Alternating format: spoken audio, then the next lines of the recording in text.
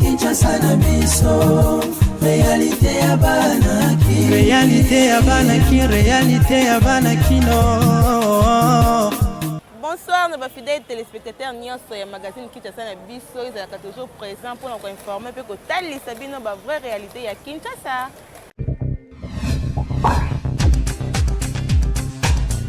L'édition de la politique pour la ex-président de la République démocratique du Congo, Joseph Kabila Kabange, a commis l'élo Mokoloya vendredi 11 décembre 2020 na Kolwezi, chef-lieu de la province de Lualaba. Gouverneur Richard Mouyej Mangen Mens, topé ministre national de l'aménagement du territoire, Naba militant ya parti na ye, parti du peuple pour la reconstruction et la démocratie, PPRD na Mukuse, et l'on a parti misusu pe regroupement membre ya Front commun pour le Congo, bayamba qui est na aéroport ya Kolwezi.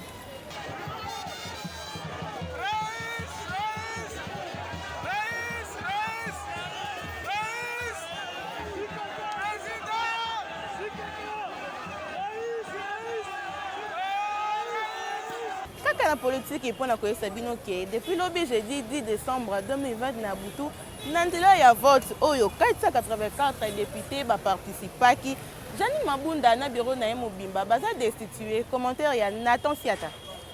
257 258 259 260 261 262 263 264 265 266, 267, 268, 269, 270, 271, 272, 273, 274, 275, 276, 277, 278, 279, 280.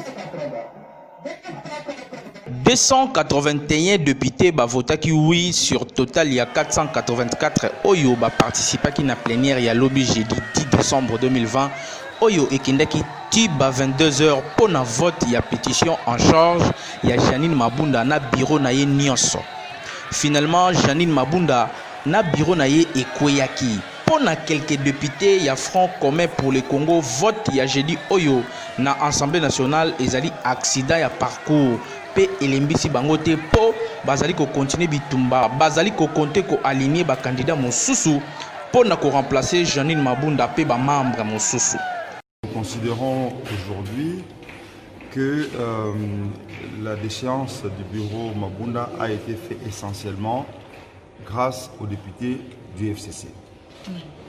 Parce que l'opposition alliée au CACH et à l'AFDC en partie n'était pas capable de faire tomber le bureau. Nous prenons cela comme une sonnette d'alarme que au bureau de l'Assemblée nationale, il y avait des problèmes et les députés étaient en déphasage avec notre bureau. Tout au moins, il y a eu des incompréhensions majeures qui n'ont pas été résolues avant ces votes. Nous retenons que ce fait n'est pas lui-même constitutif d'un drame politique pour notre famille politique parce que nous estimons que nous continuons, en dépit de ces faits, de garder une majorité et que nous pourrons rebondir le moment venu, au moment de l'élection de nouveaux bureaux ou à d'autres échéances politiques pour démontrer notre majorité. Nous disons à l'opinion nationale et internationale que la majorité parlementaire se compose au début du mandat et pour toute la législature. Et donc, nous estimons que c'est une chose qui peut arriver en politique, que des élus ne soient pas en harmonie avec leurs dirigeants dans une chambre délibérante, mais que ce n'est pas un drame que nous puissions prendre de manière démesurée. Et donc, c'est en politique des faits qui arrivent. Nous le prenons avec sérénité et nous demandons à la famille FCC de se resserrer les coudes et d'aller de l'avant. Oui, ma réaction à chaud, c'est que Mme Mabunda doit savoir que ce n'est pas sa personne qui est visée, mais c'est le système FCC. qui a été visée par cette nouvelle dynamique parce que les Congolais avaient voté pour un changement de système. Et elle est là malheureusement baignée dans ça. Les institutions ne valent que les personnes qui les animent. Il y a eu un problème de gestion, de mauvaise gestion des dossiers importants. Les dossiers de la CENI. Les Congolais ont gardé un arrière-goût amer après les élections. Il a fallu d'abord commencer par auditer la CENI, donc examiner les rapports de la CENI. Cela n'a jamais été programmé. Malheureusement, elle a commencé par mettre la charrue. Vous savez, la voix du peuple, c'est la démocratie. Ce que nous tirons, ce que la majorité a tranché, c'est désolant pour nous les femmes parce qu'on avait à la tête une femme, perdre une femme à la tête, c'était quand même un honneur pour le Congo. Mais je crois que c'est quand même une leçon pour les uns et les autres, les pétitionnaires. Il n'y a pas à jubiler, mais c'est tirer les leçons de cet exercice démocratique. Et je crois que nous devons tout faire pour remettre une femme à la tête. Vous avez vu, pour nous, c'est le tournant de l'histoire. Donc, aujourd'hui, constitutionnellement, le chef de l'État est fondé juridiquement pour pouvoir nommer son informateur. Hier, ça pouvait être dubitatif, parce que cette majorité était encore factuelle. Cette majorité était encore dans la rue. Maintenant que cette majorité vient de se cristalliser dans les urnes, ben, je pense, de mon humble avis, qu'il y a un changement spectaculaire des choses et il y a reconfiguration de la scène politique et requalification de la majorité. Oyo elekaki lobi na parlement eza démonstration ya démocratie pe ya état de droit oyo population azali kozela pe pour une fois ba députés nationaux ba talisi na face du monde que souci ya ko améliorer quotidien ya peuple congolais nde eza priorité pona bango na place ya ko servir ba individu. Donc victoire oyo eza ya peuple oyo azozela vrai changement na kati ya République démocratique du Congo. Kinshasa et l'équipe partout.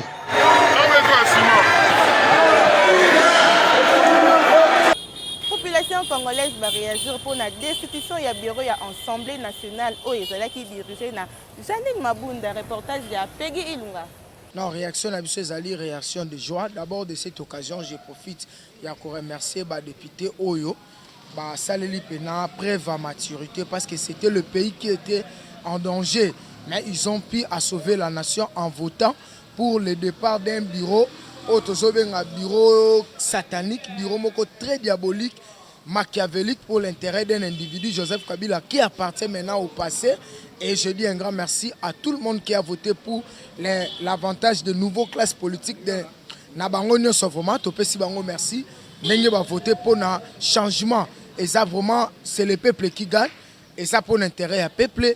Merci pour la conscience au Bango Bazouaki. Il y a sauver Mboka et non, il y a sauver un individu. Parce que le pays est en otage. Bazouaki conscience que devant la nation, Tokogi Kozong a simate. Et c'est là que sauver Mboka, pays Yango Salamaki. Vraiment, ils ont un sentiment de joie. Pays Sengo Koleka. Comme on a dit que le Congo a gagné. Maintenant, le Congo appartient aux Congolais. Et Toza Penza fier. Yango Moni Toza a un terrain. Tozo savourer vraiment victoire wana. Petolobi un grand merci au chef de l'État. Au Azwa qui likanisi. Ya kolobe la union sacrée et Moni Samieke, c'était vraiment l'union autour de la nation congolaise et non l'union autour d'un individu qui est Joseph Kabila appartient au passé. Non, ce n'est pas l'IDPS. Le Congo a maintenant la majorité parlementaire. C'est le Congo. Parce que voter qui a bazaka ya IDPS.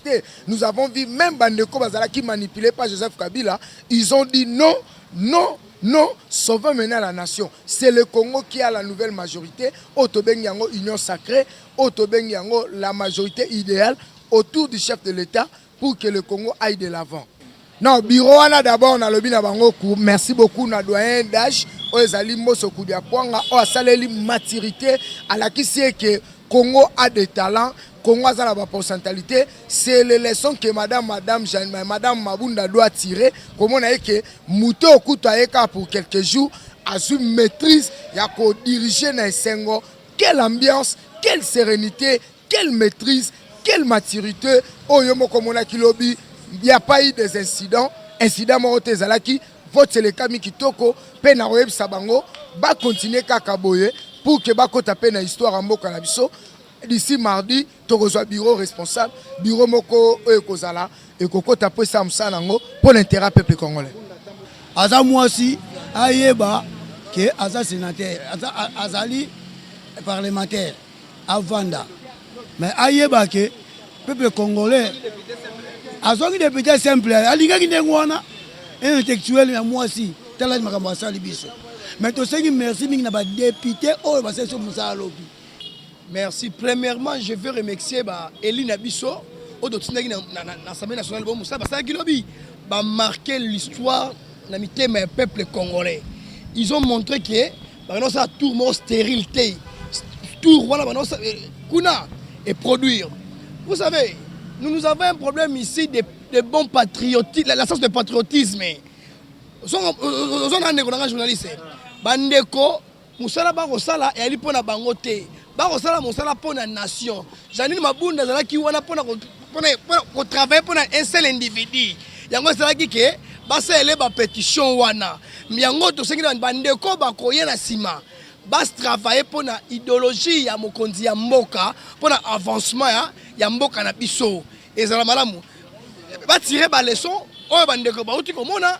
Bango bakoya bamona oyo ndeko monité en tout cas na remixer mingi na acte lekaki lobby na ba Eline biso ya peuple en tout cas na remixer bango na remixer lusu na tata mokonzi ya mboka parce que na grâce na yende abandi ko na muza conscience ya ba politique o bamona ki ke no to kenda ka wana pour ko servir pour na mutu te mais Alexis ba do servir ba to ali ba sali ya population ya peuple yango slogan le peuple d'abord je le remercie en tout cas na mokonzi ya mboka merci. Na oyo osali pa na biso majorité ezaki na majorité mo bien taillé mais majorité ezaki lo bien majorité mo o bengi ya prise ya conscience ya bandeko na biso ba député elaki ndeko balabala na lopoto le linge sale ça s'élève à famille comprenez wana baba ndeko na biso que le peuple mutuza sous souffrance olandi ngai o basali longone na bango mokonza mboka penda. Ah oui, mais la béton. Manière oyo se comporta qui vraiment lobby alors peuple congolais azaki satisfait. Tout le monde va voter d'une manière là très calme, pouvait penser que bazana souci à peuple pour l'évolution ya mboka. Alors pour la pétition à Mabunda take congolais, tout le monde a vu que Mabunda a mal géré l'Assemblée nationale. À part ça, tout tenaki ba propos mingi na ba cité to loba qui concernant Mabunda ce qui vraiment le bezaki no ba saki réellement sous lobi que bandi ba jeu les grands ba FCC ba lia sous ba kanyaka pour le ba bimisa ba voter Mabunda abima sous président de l'Assemblée nationale peut-être hier ça pourrait être le feu et le flamme. Alors lobby merci na ba député na ndenge ba se comporta qui Balaxi Penake Baza, Eli à peuple, ils ont fait la part du peuple. Mabunda, dans un moment où il y a Géraki, il a ses ministres. Oh, il faut pas convoquer. Oh, il faut pas. Parce que c'est toute une pétition. Baroyandeni, le Baoba qui a un lobby exécutif pour soutenir Mabunda, Batala, comment aller, ça va passer. Surtout, le nombre de candidats avant Bayak, ministre, Bango, oh, c'est pays Bakota. Pardon, député, Bango, c'est pays Bakota, c'est 100% de député FCC. Bakota, combien? Donc, pour dire que, lobby Mabunda, il a fallu qu'à tomber. Bon, on dit d'abord, na seki mukepo esengonde elekaki. Nazalaki na sengomone ne po bandeko wana, baza bandeko na biso me banyokoli biso mingi. Alors yango wana population ba reconnaître na ba député na biso que il faut to se dépo to longola bato wana po to luka moya ko sala musala malamu pona population eza ko yoka passe eza ko nyokama. Yango wana lokola ye akpe nazala sengo monene elongola peuple oyo basepi na likambo wana nyako bakisa toza kozila na no tambo mwamba pe abo akpe ali susu po tozo indépendance totale mboka na biso etambola population aleli mingi atika kolela sepela fati pardon tolingi to sepela mwana na ngai pardon peuple d'abord azaki ko sale la population tema azaki ko sala politique. Il y a un sénateur oyo batia basali loi koluka ba sénateur éternel sénateur en vie jakate mutwazo mbongo ebele boye c'était frauduleuse eza loi moko frauduleuse oyo balekisa tango ba député bazalaka déjà la campagne en 2018 vers le mois d'août. Les députés sont déjà dans la campagne. Il y a un groupe de Batouana Miyibi, Wana Basangani pour la loi et continuer à protéger ceux qui président Nazaraki Kozwa 680 000 $. Alors que le président actuel a besoin de bongo kolega ça wana eza jambo kate pendant que population so ko ti bayolo ko ti wapi bakingabwa bibwa so ki wapi ba pembeni kuna atubazo souffrir na Kinshasa. Donc c'était Bazalaki donc Dieu a répondu pour la population.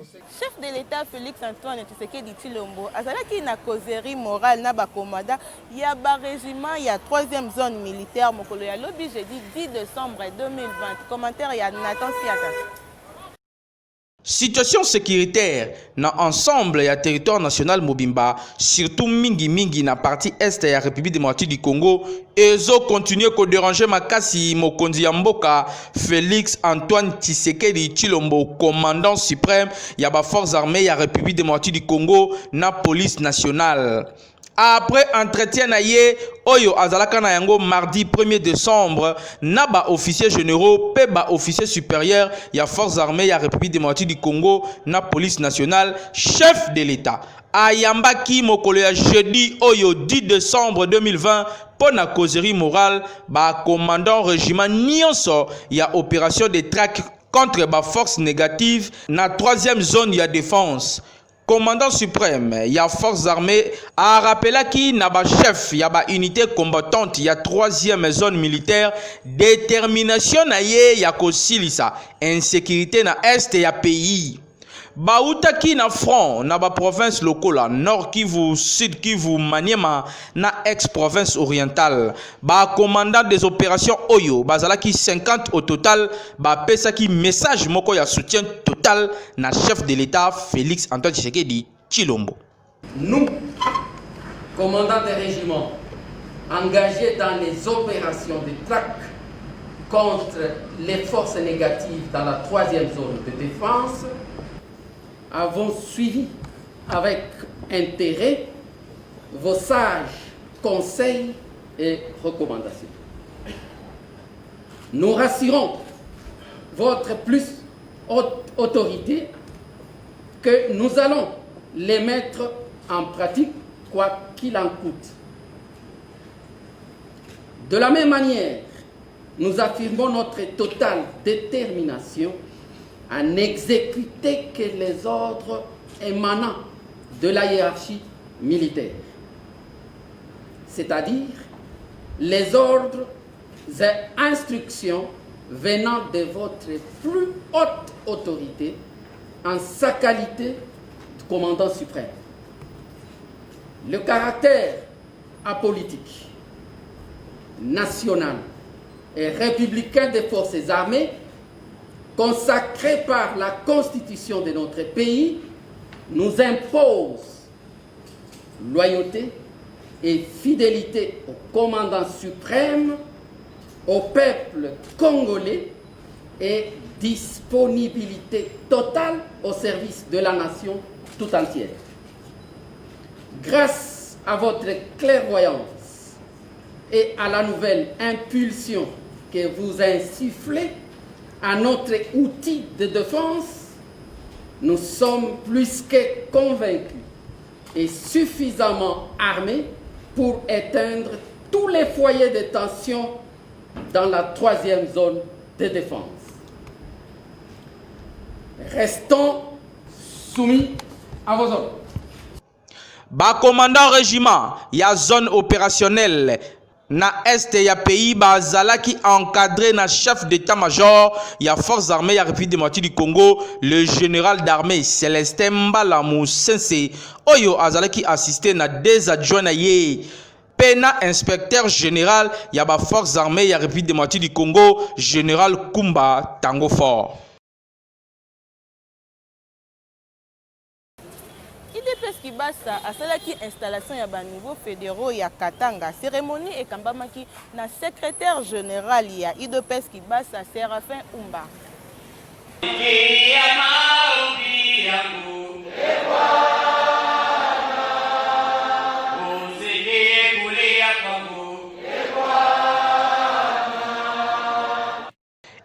ezalaki na hymne ya parti oyo nde cérémonie ya installation ya ba nouveaux fédéraux ya UDPS Kibasa Katanga ebandaki oyo ezalaki dirigé na secrétaire général Seranfait Umba Kapepe.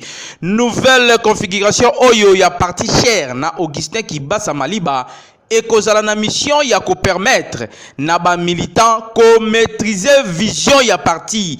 Vision oyo ezo sengake na parcelle nyonso ya République démocratique du Congo, il faut membre ya IDPS Kibasa azala. Liboso ya ba notable ya Lubumbashi pe ba militant Christian Panga na Martin Kayuku oyo bazali moko président interfédéral pe président fédéral oyo bauti kozala installé sika ba remerciaki autorité morale na bango Augustin Kibasa Maliba ndenge apesi bango confiance pe ba promettre que ba ko travailler makasi pona ko tombola unité pe kimia na République démocratique du Congo oyo ezali très important pour le développement ya mboka. Satisfait na musala oyo fédération ya Katanga et Salaki, secrétaire général Séraphin Umbaka Pepe a prometaki soutien na ye na équipe ya Sika oyo ya bagagnan. La finalité c'est que demain en 2023 on ait un président mais avec beaucoup de députés qui lui sont acquis. Souci ezali ke lobby na 2023 tozala na président avec ba député ebele na ngambo na ye na tango wana nde tokovandisa penza idéologie ya IDPS oyo eza ya les peuples d'abord. Donc to travailler makasi sans kolemba po boyebi lelo ke mokonzi ya mboka akokaki kotalisa bonne volonté na yete po tozalaki na majorité te. L'État n'a pas pu montrer sa bonne volonté parce que nous étions dans les tiraillements. IDPS Kibasa azana posa ya kosuka awate alobi na likambo etali ko fandisa idéologie pe ba action ya parti musala ezo continuer. Donc rendez-vous na ba mikolo ezali koya na ba province mususu pona ko fandisa toujours idéologie ya parti IDPS Kibasa Kinshasa et l'équipe partout.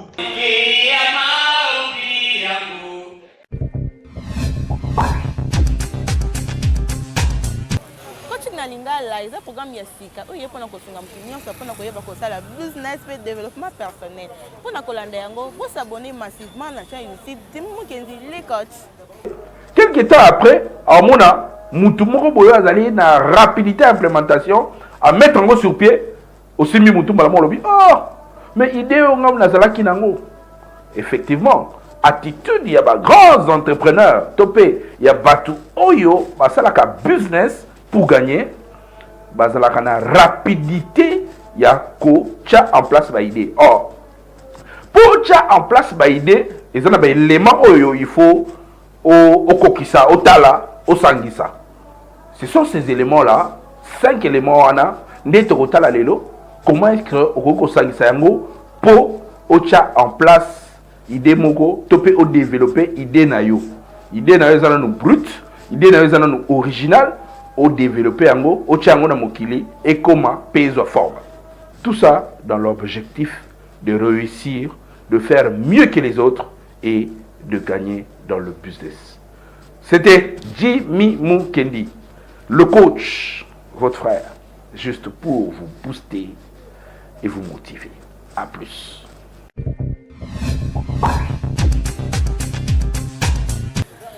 Théâtral Les Stars de Géry va organiser grand spectacle Mokolo ya dimanche 13 décembre 2020 na 11h na Cercle Mayalos.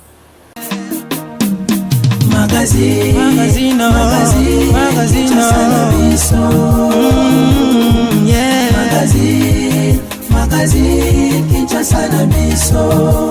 Réalité ya banaki. Réalité ya banaki. Réalité ya banakino.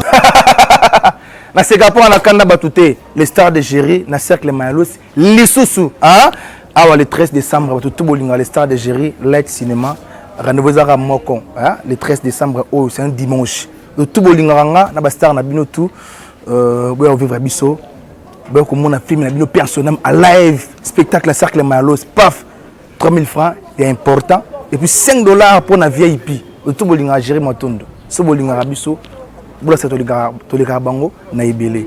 Merci. Totani dimanche awa le 13 décembre na cercle Malos na 11h baya toke na biso.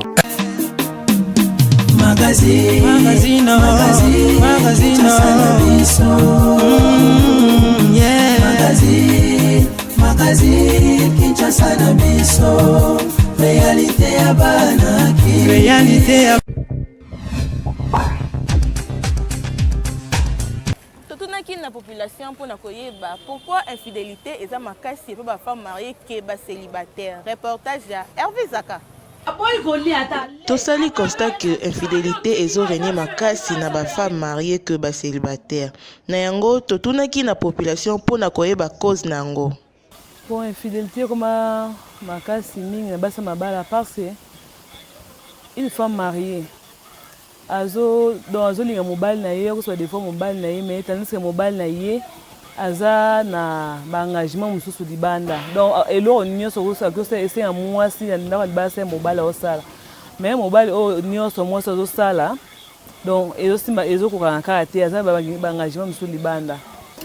Bon, comme conseil que ça base sur que même si que mutu bozana ndako azola sur la façon mo tant que déjà yo zaka toujours na fidélité envers mutu non que comme infidèle envers yé. Basa mabala ba comme na infidélité makasi par rapport à ba célibataire biti ya comportement ya mibali ba se comporter mabe pa ya basi. Ngo moni basi mingi ba comme infidèle. Basi ba comme infidèle pas mibali baza la vérité te. Mibali baza la vérité que même soit un salaire a évité ko la sa mwasi na ye. A évité ko betela mwasi de lisolo ba ko kende pe boya zui mwa prime moko tam sunda ko pe vandi nzala. Kasi mobali pa bombe ngo a beta pe lisolo te. Yango moni to mo sa ko yeba makambo wana yango basi be ba comme infidèle. Conseil na ko pesa na mibali. Tant to lingani to comme de eloko moko. Tout comme eloko moko ko toucher motema muninga te po lelo muninga comme infidèle tozala malamu tozala secrétaire ceux secret to partager ngo biso mibale wana nde to kotambola malamu pona bolingo babombalanga te bazala cache te. Moi si à cause de la infidélité parce que eloko to lukande libala soki nzamba pamboli yo ofandi na ndako libala marié mobali azana eloko te. To bozana na souffrance mobali azana eloko te ana musala te il faut vanda obondeli nzambe pesa mobali musala to apesa mobali mbongo okoki kobima libanda te poko mwasi kobima libanda nde bloka musala mobali kobima libanda nde ezingisaka mobali mbongo il faut nyonso tikala mabondeli mpo nzambe asala grâce mobali na yo azwa soki mobali no azokokisa baposa na yo te to akipaka yo te azala na mbongo akipaka yo te to bima libanda yango yo lingi pe okoma kobima libanda jamais moi ça lango bongo ezate il faut yo bondela pona sali bonde no nzamba ko longola mobile na yo to ko fongola mobile no motema ba banda ko salelo te akomi osali na yo mais conseil ngana opesa kana basi bazaka infidélité mama ko sala ngote vanda ça mabolongo na se bondela nzambe o amawa wa sala ke yakutisa bino na mobile wana bozale sika moko wa sala ke mobile wana lelo akoma papa bana na yo nzambe asunga ye alembisa motema wana mabe oya zaki na peut-être bande ko sunga yo te asunga kayo oyo ozana makasa ya libanda te pe ko bima ka libanda te po okokanga musala mobali pe okobebisa vie ya bana na yo. Population elobi que ceux qui ba femme mariée ba komi ko pratiquer infidélité eza suite ya ba comportement ya mibali donc tokoloba que ezala na côté ya mwasi to pe mobali infidélité eza mabe car etiaka instabilité na famille soki mwasi to mobali bokomi ko pratiquer infidélité boko bebisa vie ya bana pe boko détruire foyer na bino. Kinshasa eleki partout.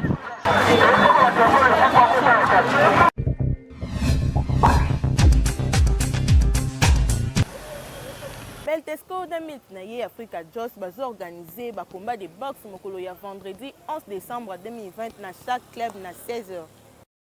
Beltesco mosungi ya mabota na miliki na ye Africa Choice ba organiser elongo na Ligue nationale ya boxe Lina Box et président Mukadi Manda ba combat de boxe ya Kafu Kafu le 11 décembre oyo 2020 Bibotunde mpe bibotu bazali kobenga yango cohésion nationale ekozala awa na chaque club vendredi wana na ba 16h ekoyinda mabe baye balingaka makofi espace yango oyo ya koya kotala bibotu esika mibali bakondongwana awa ekozala somo awa bozali komona ba boxer ndenge bayaki mpona komata peze po vendredi wana ekoyinda mabe likambo ya makofi nde ekolobama awa na chaque club billet ezotekama bazali $10 na $50 billet eza na chaque moto alingi kosomba billet mpona komba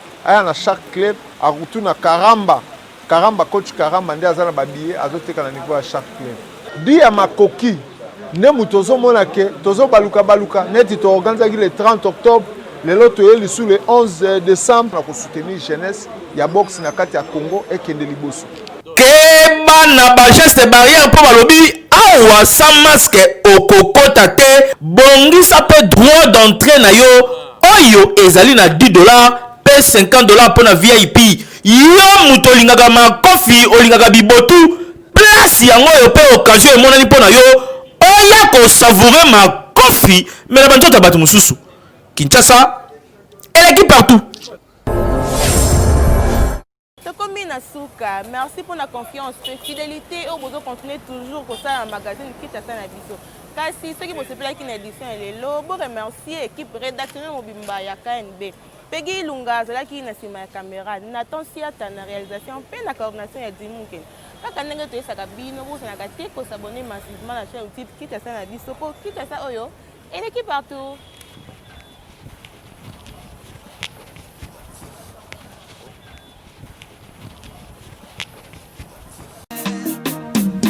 Magazine,